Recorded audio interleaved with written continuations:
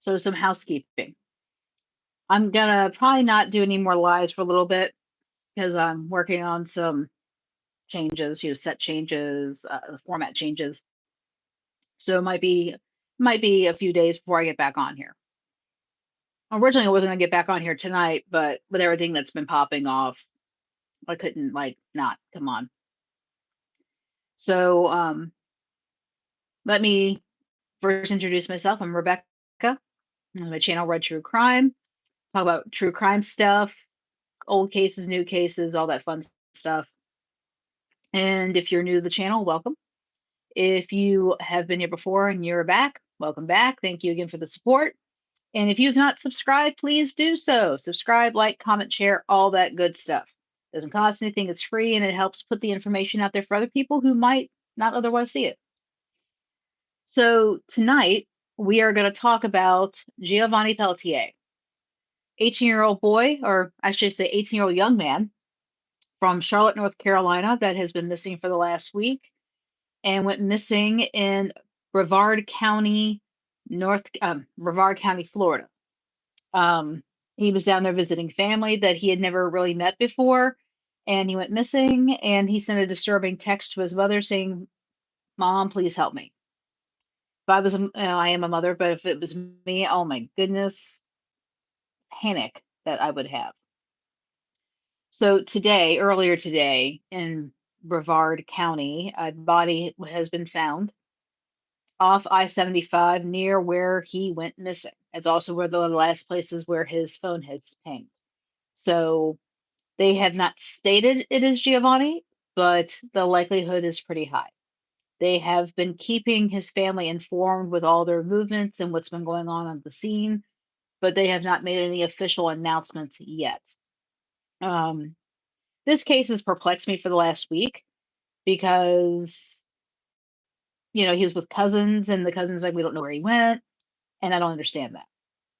So, I'm not saying foul play is involved, but I have questions. And it'd be interesting to see where this goes with this because how does he go missing after being there for like barely a day? So, I have children. I cannot imagine the nightmare of what his family is going through right now. I've never lost a child, but I don't know if I could survive that, to be perfectly honest. So we wait and see to find out if this is him or not. And then earlier today, there was an Amber Alert that went out over a 10-day-old baby missing here in Greensboro, North Carolina. And that child has been found. Father's been arrested. Apparently, the father and the mother got into an altercation. And then he took the baby, threatened to hurt the baby, but gave the baby to somebody else and was refusing to acknowledge where the child was. So he's been arrested and being charged with delinquency of a juvenile and resisting a public police officer. More to come on that. Let's see. Oh, and footage has been released from the body cam footage of the officers in Cincinnati, Ohio, from the brawl that took place on July 26th. And that has been absolutely funny as all get out because I was watching it and it was really, really funny simply because they're trying to talk to the people that like we're the victims. Why do we got to stand on the sidewalk? They're trying to talk to these guys and they're all intoxicated. And they talked to a witness and all he kept saying was, "Well, I was just walking down the street and I just see bodies on the ground." And he was obviously intoxicated. And then there was a food truck on the, right outside of the camera. And apparently somebody didn't get their jerk chicken wings. And they're trying to bring the cops over to get involved with that. And it was quite humorous all the way around. But they have now arrested a sixth person involved in that melee. And I've seen multiple angles of the footage. I've seen it all. And I'm going to state again, I'm from Cincinnati. I was born there. I was raised there. And let me take a moment here, everybody that's popping in. Hi, thank you for joining. But I was raised there, and this is not the first time something like this has taken place downtown. When they do the jazz festival has been going on there for decades, every year. And unfortunately, these type of dust ups happen just about every, I mean, I think they do happen every year. So I don't know why it happens, but it just happens. And they've had some issues, race issues in that town for a very, very long time. I harken back to the riots we had in 2001, the spring of 2001, with the shooting of Timothy Thomas by a Cincinnati police officer. I was living there at the time, and it was a scary time. We were under a curfew because you couldn't leave the house after, like, I want to say it was like 7 o'clock, and it was pretty bad. And unfortunately, somebody had to lose their life to bring light to what's going on in Cincinnati with the police. The police force is not above corruption. It's just not. I've seen things. When I used to work in the bars, downtown, bartending and security and whatnot, I have seen officers really abuse their power. And it's none of this surprises me, anything that I see over there. It's just not. Nothing surprises me. But and then you've got the city council lady, Victoria Park, saying, "Hey, that beatdown was well deserved." She is a woman of the people, and therefore probably should not be saying things like that because that's going to infuriate even more people. And what I find concerning is I've been watching things on both sides of the argument, from the black side to the white side, both sides. Now, the 6 people that have been arrested in this melee have all been black. There are people on the white side that were involved in this also that should be charged in this because it started off with one on one, words were being said, somebody slapped the other person. I'm not sure, it goes back and forth about who actually started what, but other people should be charged that are white. They should be. I mean, they helped start it. They should be, also getting charged. It shouldn't just be the black people. But what concerns me is you've got enough content creators that are black, some with followers, like Roland Martin, like Dr. Umar Johnson, just two to name, that have actually called for black people to exterminate, assault, kill, whatever words you want to use, the white people, because apparently we're evil. And if I hear Dr. Umar Johnson say snow bunnies one more time, I'm going to go find that man myself. But, you know, I am sick and tired of everybody coming at people who are Caucasian like we're evil and we've done all these horrible, horrible things. That was our ancestors. I have never used the N word in my life. And my late husband was black or is black. I'm not sure what the best terminology is to use. But I've seen racism on multiple levels. I've seen it on the white side, I've seen it on the black side, I've seen it on the Asian side, I've seen it everywhere. Nobody is above, I put this, nobody is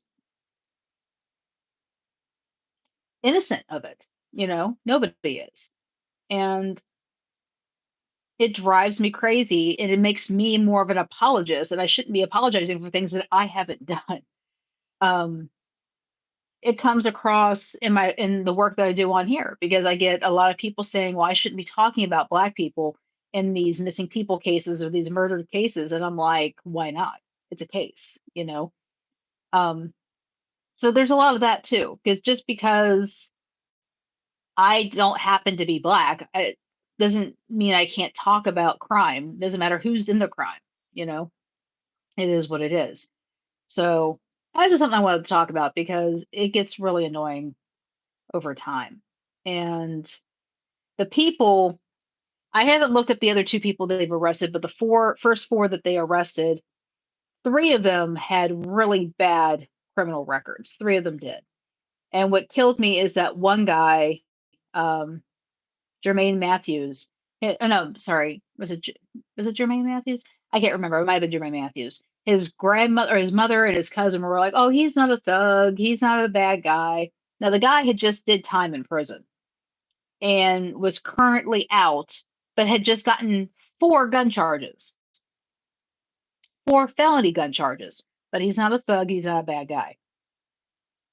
I don't know what to take about that, but there, like I said, there's people that three of those people got arrested because they assaulted somebody, and they're going to probably go back to jail for felonious assault. Now, there's one girl, she's 24, she's young.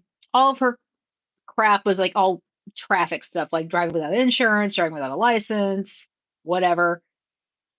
Now she's just got her first felony. And was it worth it? And her, I feel sorry for because her life is not going to change if she gets convicted of this. And there's video everywhere. So you can't say, "Oh, I didn't do this."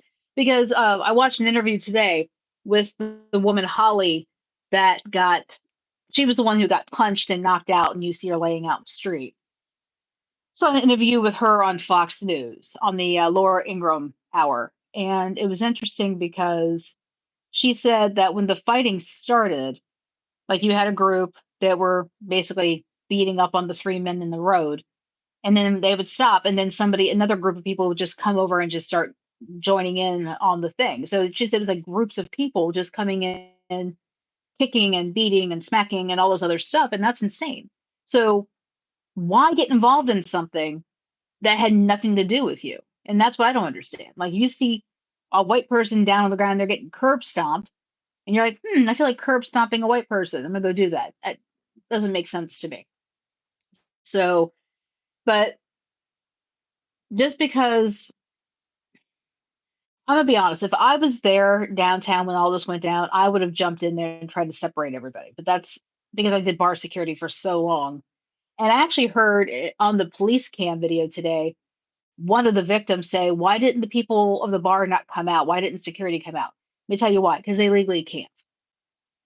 In Cincinnati, unless this has changed in the time that I used to do bar security, you cannot, you cannot intercede in something that's happening on the sidewalk. Like in the bar, like if a fight breaks out, anything goes in the bar. You can smack them, shove their head in the wall, whatever. You can do whatever you want to do. But once you get them out that door and onto public property, which is basically the sidewalk, you can't lay a hand on them. You can't. And that same thing goes, like if people are fighting on the sidewalk, they can't come out and help separate people, because if they hurt somebody, they hit somebody, then they're going down for assault. So that's why you don't have bouncers running out of bars trying to intercede in fights that are happening in the parking lot or on the sidewalk or whatever, because they can't. They legally can't. So there you have that. But it was just kind of funny because they're trying to get, a report together. The cops are trying to get a report from the people that are the victims, and you can tell all of them are drunk. Every single one of them been drinking. And then it turns into people yelling about jerk chicken wings. It's on YouTube. Look it up. It's crazy as hell. But okay, so let's go backtrack here. So Giovanni Pelletier possibly has been found, possibly deceased. Waiting on an update on that. And my thoughts and prayers go out to the family because, like I said, I could not even imagine what they're going through right now. 10-day-old baby went missing. We had an Amber Alert in Greensboro. He has been found. He is in protective custody. The father has been arrested. And then we've got the Cincinnati police camera footage from when they showed up to take the report. Funny as hell. Like I said, check it out, watch it. It is it's a serious situation. Don't get me wrong. The brawl is serious. People getting hurt is serious. But the guy come over complaining about jerk chicken wings is just it. It was comic relief. It really was. So, but that is all I've got tonight. So I'm not going to be on here for a little bit. I'm revamping some things. And the other thing is, I am coming out with a history channel. So that's what I do. I'm in history preservation. That's what I do. It's my day job. And I'm going to be talking about historical events that people think they know. Well, this person did this to that person at this time, or did they?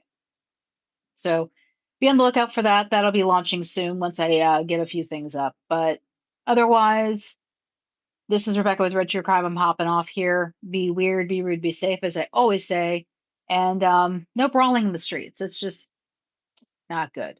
So, but please, everybody, pray for Giovanni Pelletier's family as they navigate what to do next if this is him that has been found in that retention pond. So, have a good night and thank you for tuning in. Bye.